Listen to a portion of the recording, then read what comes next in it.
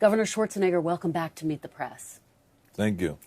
So you are one of the world's greatest bodybuilders, one of the most iconic actors. You have been governor of California, and now you are writing this book, Be Useful, which really aims to tell people the secret of your success. Your advice includes never think small and sell, sell, sell.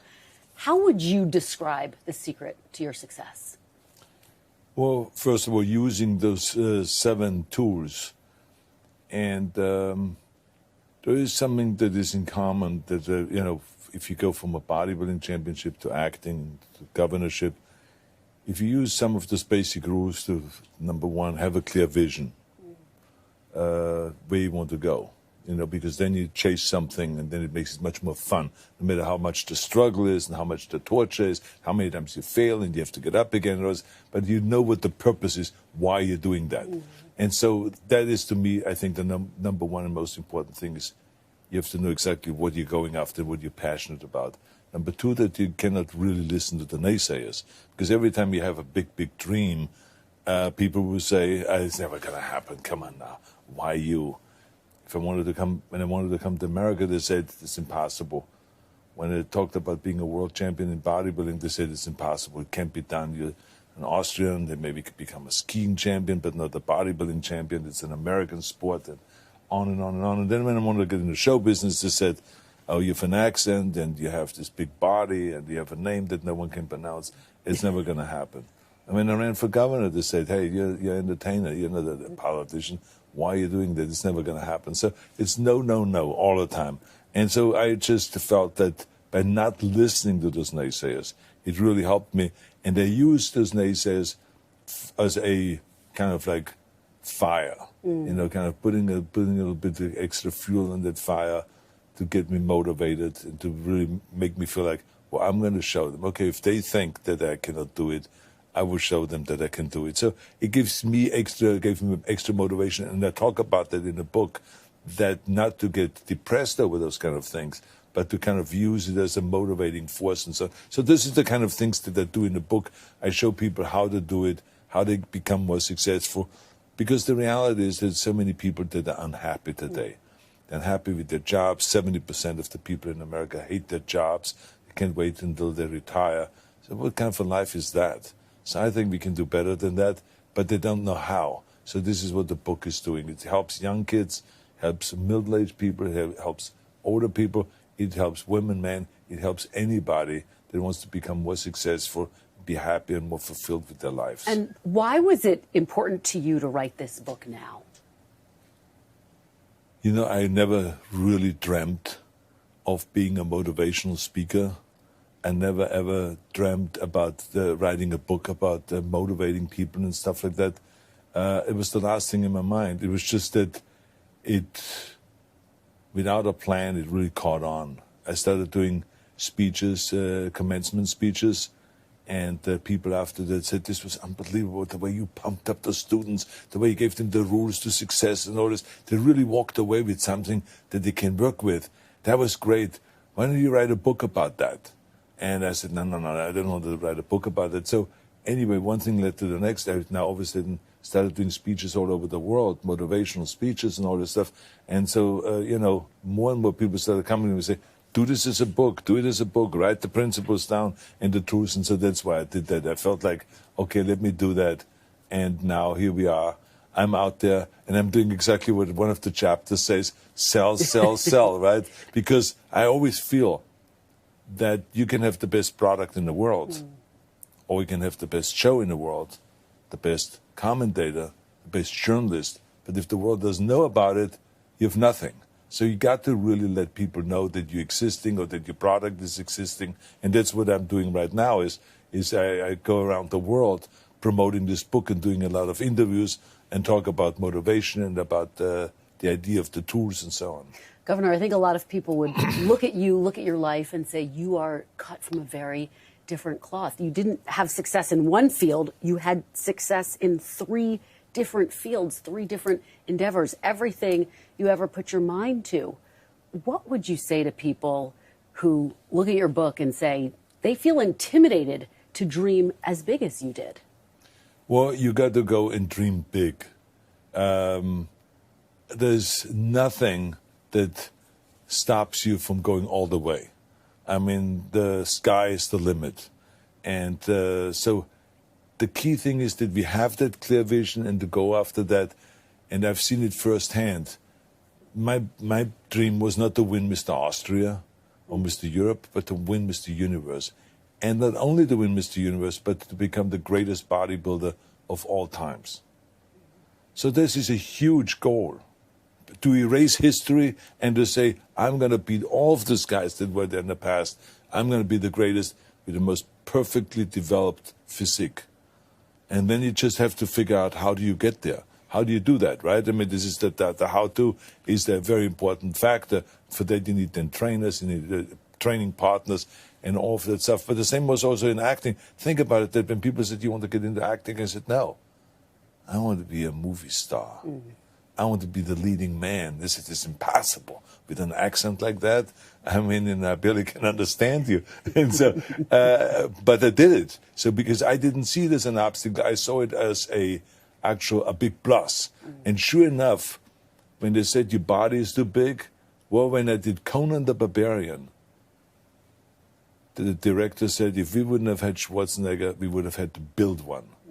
Why? Because I was the only one that at that time that was muscular enough to play Conan the Barbarian, which was a character that Frank Frazetta drew, and you know, it was a famous comic book character, you know, sword and sorcery and all this. So he felt that that body was extremely important. So there was a plus now all of a sudden.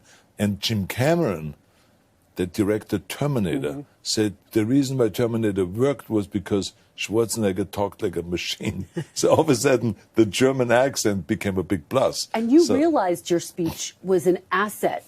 Exactly what you're saying, that you could achieve that, speaking like what other people would perceive to be exactly. a machine. And you know, to me, when you analyze my career, you always see that I do it my way. I don't copy anyone else. So it's like in bodybuilding, I had created my own unique physique that made me become the greatest bodybuilder. In show business, I kept my accent, I kept my body, I kept my name and everything, and did it my way, which was, I'm talking about this in the book, is I didn't climb the ladder, I created my own ladder, and I climbed that. So this is what I did. The same is with the governorship. I mean, here I come in as governor, and I say, stop it, guys. Yeah. I don't see, as a Republican, the Democrats as evil and as villains. I want to work with them. I said, let's all sit down together and let's figure out what we can solve together. What can we do together to serve the people of California? Because I'm not coming from that Republican kind of being a party hack of some kind of, I say, I want to be a public servant. I want to serve the people. And I want to delve into your record shortly, but I want to read you a passage of your book, because one of the things that I found so fascinating about this is that you give very practical advice, including how you should think about 24 hours of every day. You write, rest is for babies and relaxation is for retired people. Why do you think it was so important for you to give this very blunt advice? Well, because I feel like we have only one life. And we have to go and live this life fully. It's not a dress rehearsal. It's the real thing. So let's go all out. And I just feel like when people say, are you going to retire? I said, look, when I'm 6 feet under, then I can rest and retire and do all of that stuff. I said, as long as I'm above the grass, I want to fight. I want to be hungry. I want to struggle. I want to be useful.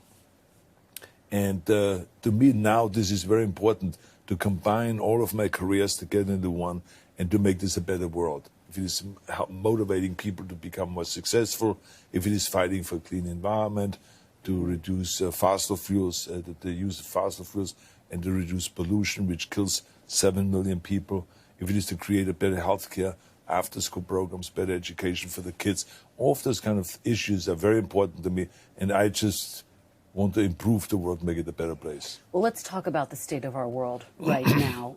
We all witnessed the horrific events that unfolded in Israel, what many people are calling Israel's 9/11.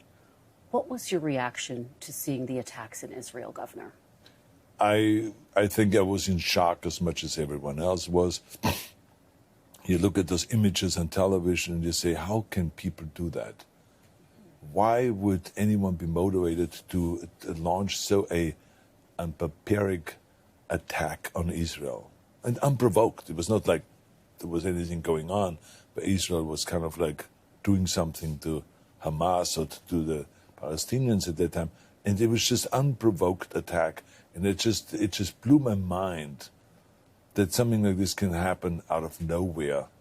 And so many people have to die. So many people have to suffer. So I just hope that smart people and wise people can get together and solve this issue. And because it has been going on for so many decades and centuries and in history, there have been those battles and those fights in the Middle East, and somehow they don't resolve them. And I think it needs smart and wise people to come together that think not only what is best for them, but that think also what is best for the other side. Because that's what you have to do in a situation like that. You have to kind of say, well, how do they feel? Why do they feel that way? And what can we do to help with that situation? What can they do to help with our situation to make us feel safe and so on? As a former governor, how would you assess the response by U.S. leadership and Israeli leadership? The response, I think everyone is working very hard to figure out, how to solve this problem and how to kind of like, find the bodies. I mean, they're still counting the bodies. They're still finding this at this music festival. They have, like almost 300 people that died right there. So I think the response was good. I think it was great that the president has responded and let Israel know that we are 100% behind them. And, I feel that it's very important for us to be supportive of Israel and to do everything that we can to defend and help them to defend them and all of that stuff. But as I said, it is very important also at the same time that we not always go from one conflict to the next, but we start thinking about how does the other side feel and why is this continuing to go on like that? And can we solve that in the future for future generations? And, of course, this is all happening as the U.S. Congress is in a state of paralysis after kicking out their own Speaker of the House. So they couldn't respond to this crisis if they were asked to do so. And obviously divisions in this country are deeper than we have seen in quite some time. What do you think the state of our democracy is?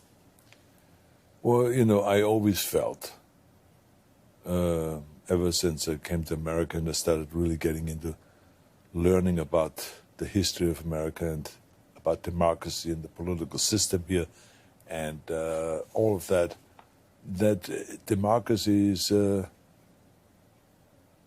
very vulnerable.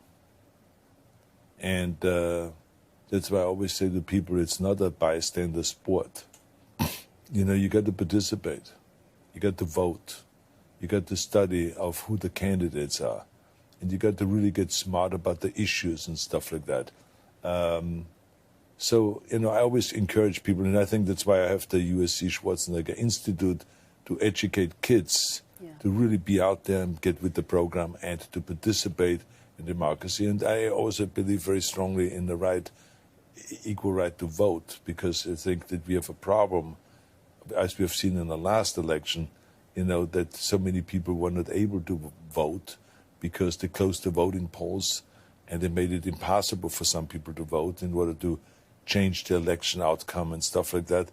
And all of this is the wrong way to go. So we have to do everything we can to fight for this so that everyone can vote and the polling stations stay open and all of that. So there's all the kind of things. So democracy is a very vulnerable is in a vulnerable situation. Because of the divisions in this country right now, what's the root of the vulnerability? I think it's always been vulnerable. I mean, don't forget that when I came over to America in the 60s, there was President Kennedy was assassinated, Robert Kennedy was assassinated, Martin Luther King was assassinated. There was violence beyond belief at the Democratic Convention in Chicago, where people were clubbed to death and attacked and all of that stuff by the police. And there was the Vietnam War. There was wars going on. So, I mean, there was total madness. And somehow, and there was Watergate right after that. So somehow we came out of all that because there was a leader that was sane and that showed great leadership, which was Ronald Reagan. Not that he was because he was a Republican or because he was this or that or from California. It was just he was the right man to bring people together during this, kind of big problem that the United States went through with the inflation rate high, the business went down, the economy went down, the stock market went down, everything went down, and our image was horrible worldwide, and he brought it back. I think this is what we need. We just don't know yet who is this person that could do that. You don't know who that leader is. You don't see that leader right now. Because, the Democrats are screaming that it has to be Biden, and the Republicans are screaming it has to be Trump and all that stuff. Okay, let that playbook, let that kind of thing play out again. So we know once and for all who the people really choose. That's perfectly fine with me, but we got to think beyond that.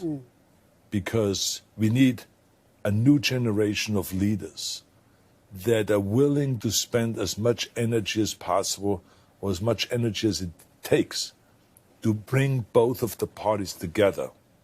Because we as a nation are Democrats and Republicans and independents. And when they all play together and work together, that's where our ultimate strength comes from. We cannot, it's like a football team that only accepts Democrats or Republicans. You couldn't win like that. Football team has players that doesn't matter what party they belong to. They work together and they play together, and then they try to win. You write about the importance of working across the aisle in your book, and you write, quote, "I had to put Democrats' resistance to my ideas to the side. My job was to find a way to work with Democrats to pass legislation that helped the citizens of California. That meant compromise." Governor, why do you think compromise has become a dirty word? Because I think there's no one there that can lead and to make people understand that. I tell you an example. When I go to Washington and lobby for after-school program money, because every administration always wants to take the money out of the budget, which is normal. So I go there to lobby. How do I lobby? I find 6 senators from the Democrats, 6 from the Republicans. I ask them if we can come together and talk about this very important issue, that when it comes up in the budget, that they fight for it. I've gone there in 2001 to lobby there. In 2009, I've gone there to lobby because Obama took it out, the money. And so I went back there several times, different periods, to lobby for that money and to bring Democrats and Republicans together. There was never a time where the Democrats said, I don't want to sit down with the Republicans, nor was there a time when the Republicans said, I don't want to sit down with the Democrats. They sat down on the table. I talked to them about the important issue of the after-school programs, why this money is important, how 70% of the kids come from a family where both of the parents are working and there's no one home in the afternoon, that no matter what your philosophy is about, the government taking over, babysitting and all this kind of stuff, forget about it. This is an important issue. We got to work together on this. They all were willing to work together. It was 20 years ago, 10 years ago, and now always were willing to work together. And they never said, I don't want to work with this team. Because I brought them together and I told them, you both are important to save the money for those kids. One of the extraordinary things that we are seeing, though, right now, it's not just about this lack of bipartisanship. It's about Republicans, at least in the House of Representatives, not being able to work together, this divide within the Republican Party. How concerned are you, and do you think that Republicans should put their ideology aside and, as you say, work together? It's not just Republicans. You have in the Democratic Party people that are way to the left and totally wacky. You can't blame them because that's the way they feel. That's the philosophy. But we have to recognize that there are now really people on the left in the Democratic Party, and there are people that are way to the right in the Republican Party. And the danger of that is, when you're that far apart, it's very hard to pull that rubber band closer together without it snapping. So this is why I always feel like that we got to get rid of gerrymandering that creates those extreme people in those parties. Gerrymandering, when you have independent redistricting commissions, like we have in California, you have much more center people. And therefore, in California, our approval rating of the legislators went from 16%, sometimes 20%, to almost 50% because of that independent redistricting commission. Because people now, legislators, are much more in the center. So we got to go and do that nationwide. There's maybe a third of all the districts that are now drawn with independent commissions, but we still have to go a long way to go. Because of these divisions that you talk about in both parties, do you feel an increased pressure to speak out right now, to lend your voice to the conversation? You have obviously chosen specific moments in the wake of January 6th, for example, to speak out. Do you feel that pressure to speak out right now? I don't feel the pressure. I just let people know from both sides that I'm always there to help. And like, for instance, I had a very, very good environmental conversation with Republicans with the help of the Speaker, and Kevin was there and brought all this together, all these people together. And then after that, I went to the White House, and I talked to the White House, to the Democrats.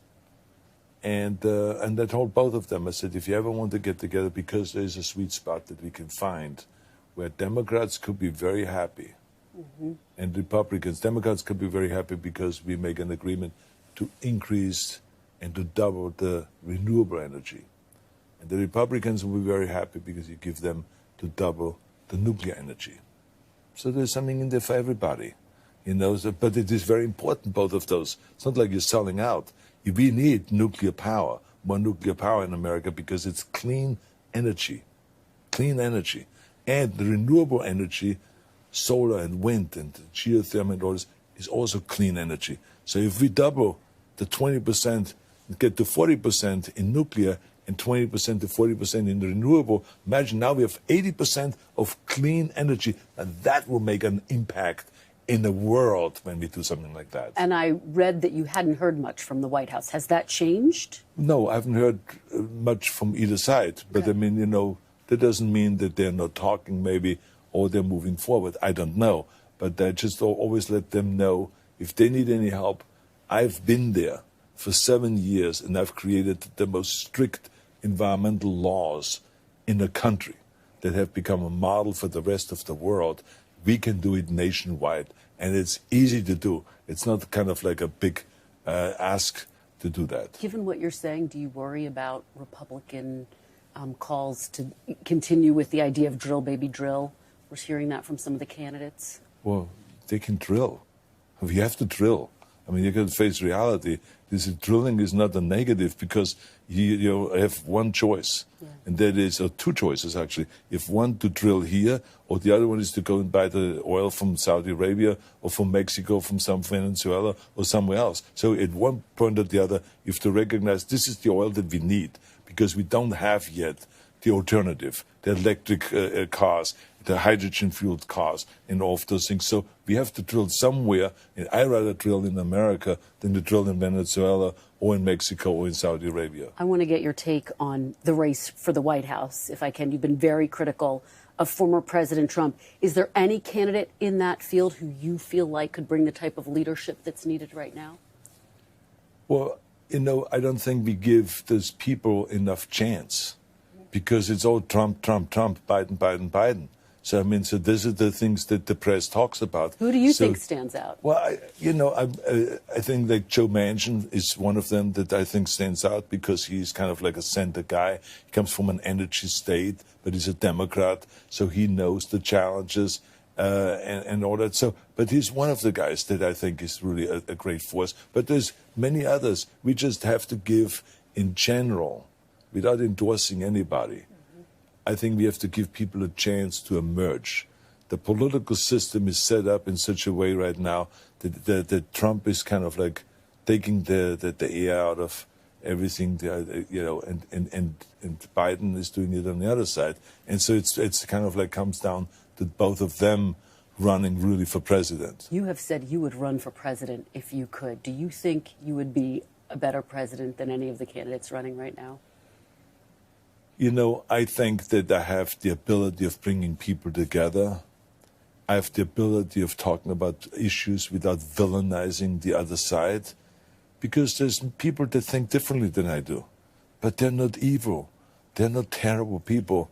They're good people that mean well. So therefore, I would say we have to be able to bring people together and let everyone know they are very important to be part of the team and for us to be successful. Does it frustrate you that you can't run for the nation's highest office? No, because I tell you, I have accomplished everything that I did because of America.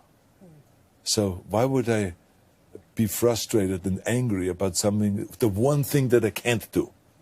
There's only one thing that I can't do in America, which is run for president. Why would I be upset about that? Yeah, I mean, I would love to run for president. I would love to have the opportunity to do that and to show America that we can come together and to do the kind of things that Ronald Reagan did. But that's not the case. The case is, the reality is that I can be there to be helpful, to help other people. That is, to me, the most important thing. Like I said in the book, and the book is called Be Useful. I want to be useful to bring Democrats and Republicans together and solve the problems together. I have seen you say that you have no plans to run for the late Senator Feinstein's Senate seat. Have you ruled it out completely? No. How can I rule it out? I didn't even think about it. Okay. I mean, it's like it's not there. Look, I'm busy now with show business, and so running for any office is not even in the game. Politics are not in your future at all. I don't see it at all, because I can see the impact that I have and the way I can talk freely today about politics and about issues without having to worry about, what does my party think when I say that, and what does so-and-so say, and what do my constituents say, and I don't have to worry about anything. I can say anything that I want, and everything that I say comes from my heart and comes from my kind of like concern for America. I have read that you have said that Governor Gavin Newsom, you think it's obvious that at some point he will likely run for president. Do you think he would be a strong president at some point in the future? I have no idea. I couldn't tell you that. Based on his record as governor of California, based on what you've seen? First of all, let me just say that previous governors should never talk about the current governor. You don't do that, because yes, there is Gray Davis and there's Jerry Brown and there's me and there's Pete Wilson and all those guys that are still alive. We don't want to go and chime in and attack if it is Willie Brown, not Willie Brown, but the Jerry Brown, or if it is Newsom.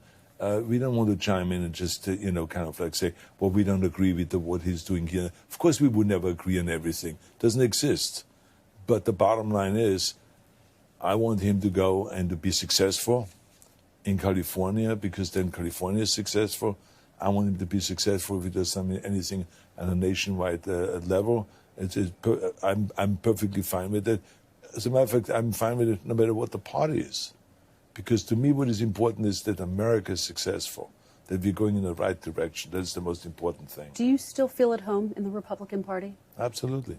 When I go up to Capitol Hill and I meet with my Republican colleagues, I have a great time meeting with them and talking about the environment and talking about the important issues and all that stuff.